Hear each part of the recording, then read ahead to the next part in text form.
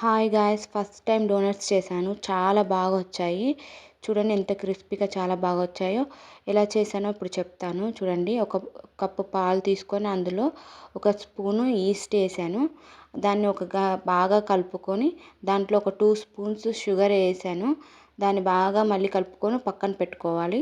ఇంకొక బౌల్లో ఒక కప్పు మైదా పిండి తీసుకొని దాంట్లో అరగంట ఫర్మెంట్ అయిన ఈస్ట్ మిల్క్ని అందులో పోసి మెత్తగా కలుపుకోవాలి. కొంచెం మెత్తగానే ఉండాలి. చూడండి చూపిస్తున్న విధంగా.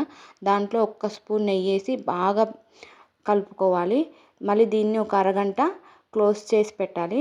అలా క్లోజ్ చేసి పెట్టినప్పుడు ఇంకా ఫర్మెంట్ అవుతుంది. అలా అరగంట ఫర్మెంట్ అయిన తర్వాత దాన్ని మళ్ళీ కలుపుకోవాలి. బాగా కలుపుకుంటే బాగా వస్తుంది డోనట్స్ అనేది. తర్వాత వీడియోలో చూపిస్తున్న విధంగా రౌండ్గా బాల్ లాగా చేసుకోవాలి. ఇలా నాలాగా ఒక ప్లేట్లో కానీ ఆయిల్ రాసిన పేపర్లో కానీ పెట్టుకోకుండా బటర్ పేపర్ కానీ ఆయిల్ కవర్స్ పైన పెట్టండి. అప్పుడే పర్ఫెక్ట్గా వస్తాయి. ఇలా ప్లేట్లో కానీ పేపర్ మీద కానీ పెడితే అది దానికి అతుక్కపోతుంది. ఇదే నేను చేసిన మిస్టేక్.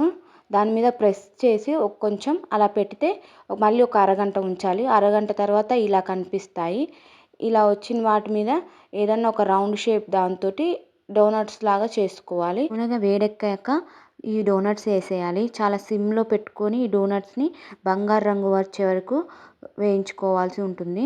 అప్పుడే లోపల కూడా పర్ఫెక్ట్గా ఉడుకుతాయి. కొంచెం హీట్ ఎక్కువ అయిపోయినా డోనట్స్ బాగోవు. షుగర్ కోట్తో కానీ క్రీమ్తో కానీ డెకరేట్ చేసుకొని తినండి. చాలా టేస్ట్గా ఉంటుంది. లైక్ చేసి సబ్స్క్రైబ్ చేసుకోండి.